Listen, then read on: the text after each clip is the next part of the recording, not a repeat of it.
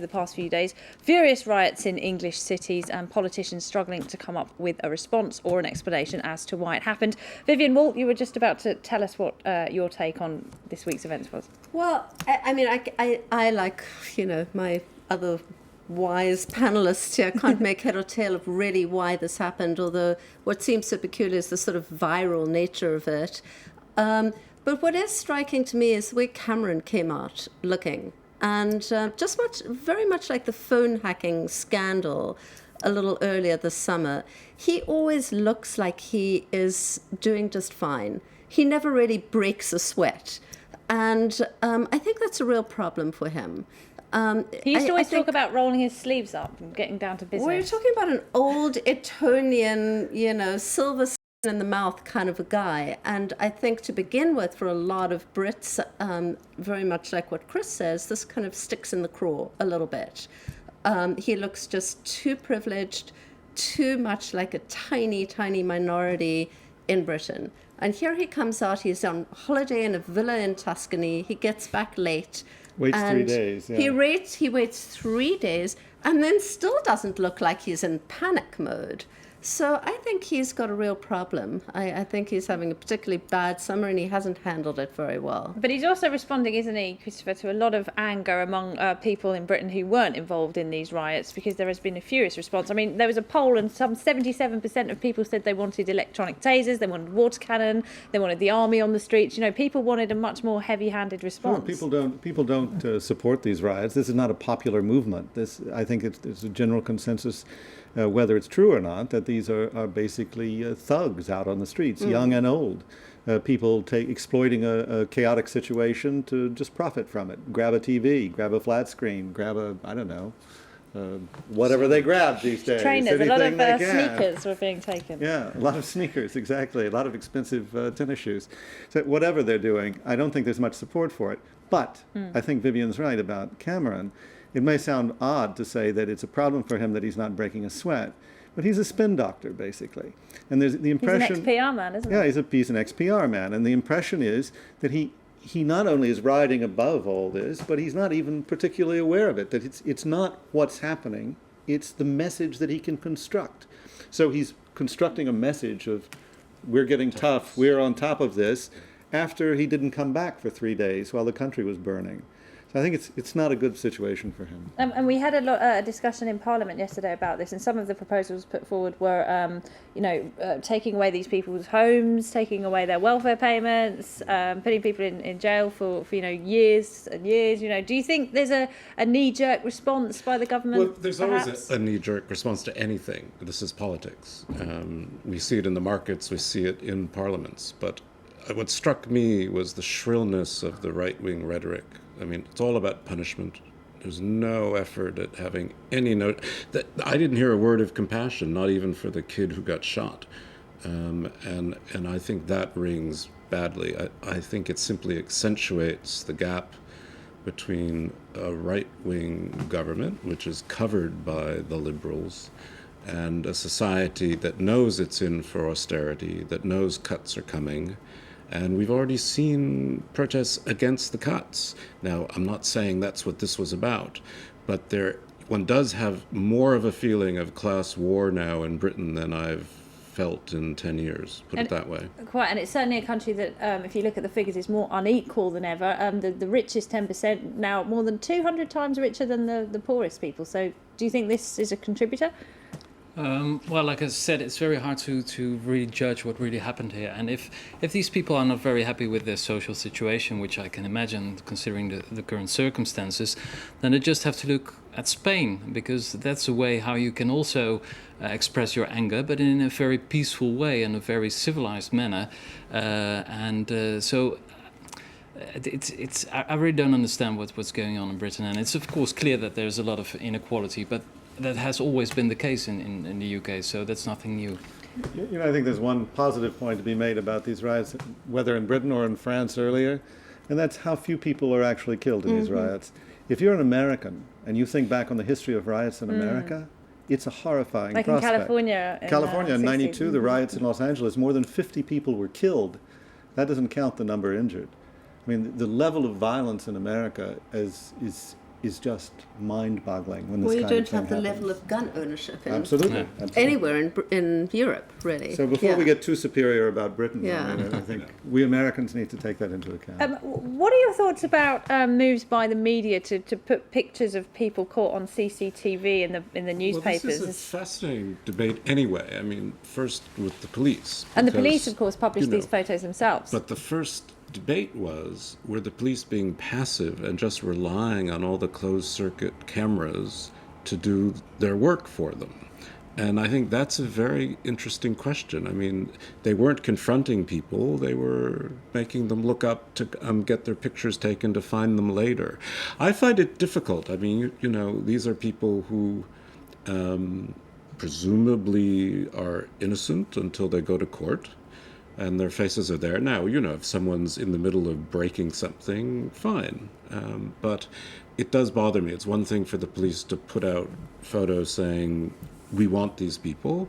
It's another thing for the press, I think, to just kind of, and you know what the British press is like. I mean, they will call people scum and blah, blah, blah. Catch a moron was the Yes, Sun's exactly. headline yesterday. When they haven't been caught, first of all, let alone tried or charged. Well, it's And sort this of the bothers perp me. walk in your own neighborhood. You can do the perp walk and never leave your quarter. Another controversial move in terms of liberal freedoms was the crackdown on BlackBerry Messenger, because this is, of course, the technology that a lot of the writers were using.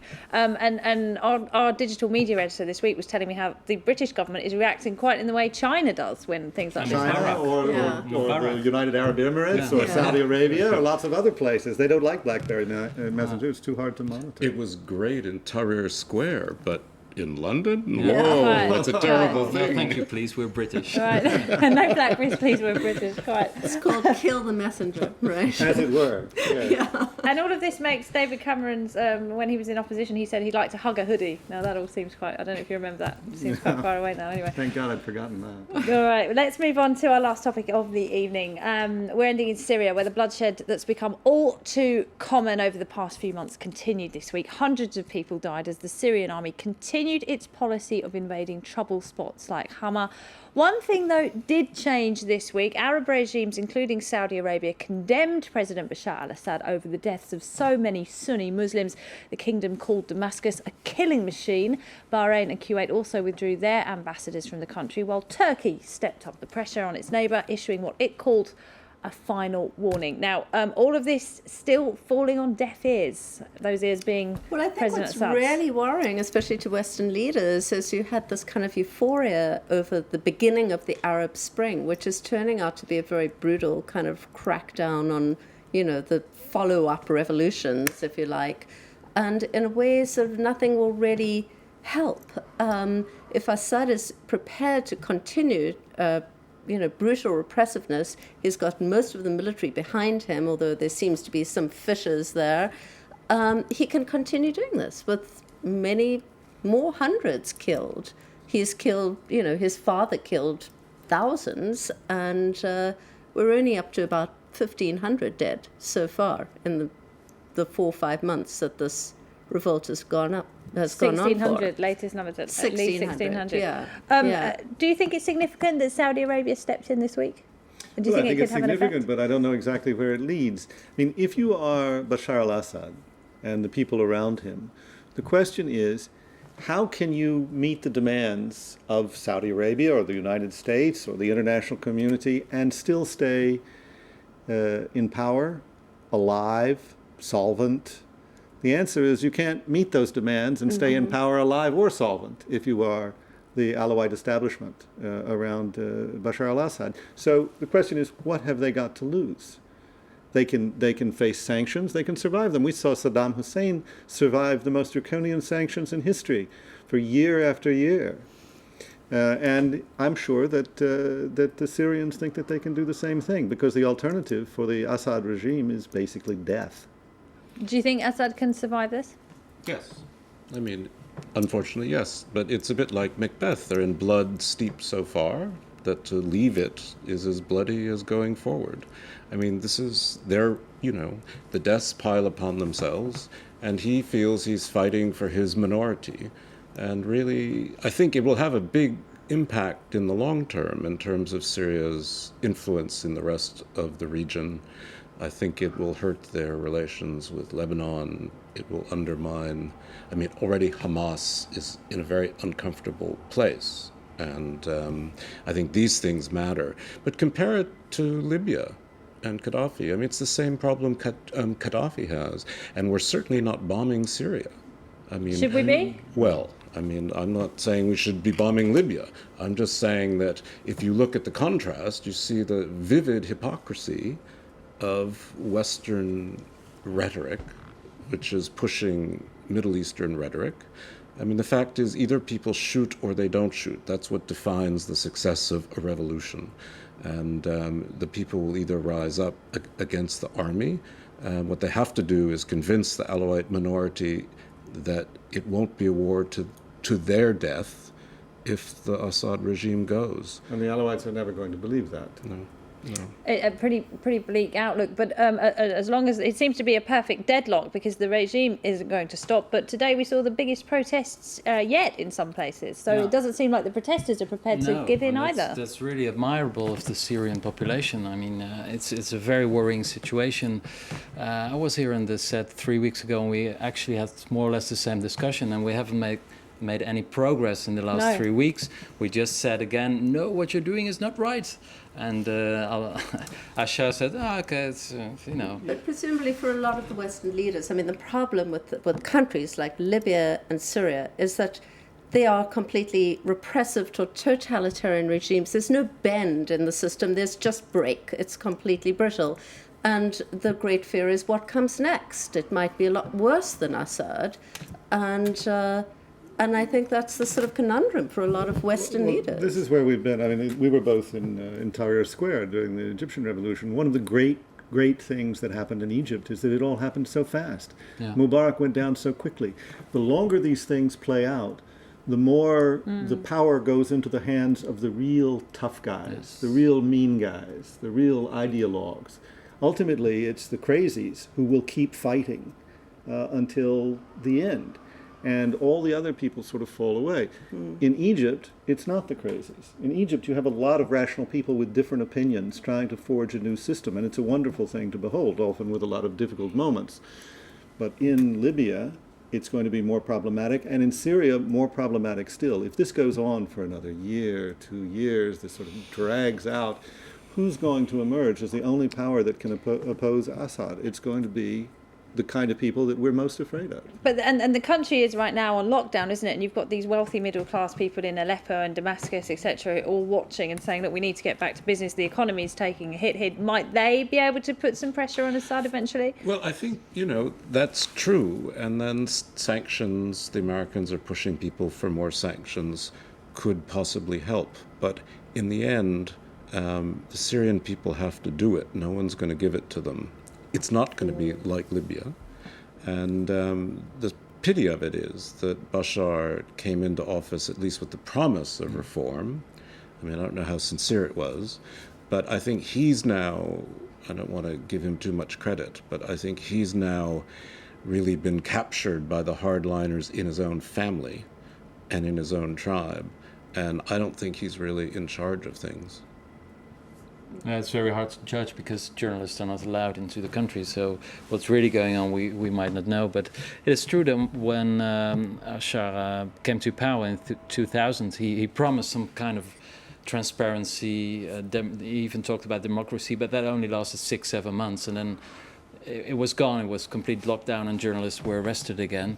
And he has been this cruel ever since. And so I'm very pessimistic about Syria and optimistic about the rest of our interestingly, reports. Assad's strategy, he's been promising reforms all throughout this. Do you think that's kind of delayed things? It's delayed condemnation from the international Look, community? I think the easiest way to understand Syria, and in fact most of the Arab regimes before these revolutions, was as mafia states. They're basically run like family enterprises, where they may make some promises here, some promises there.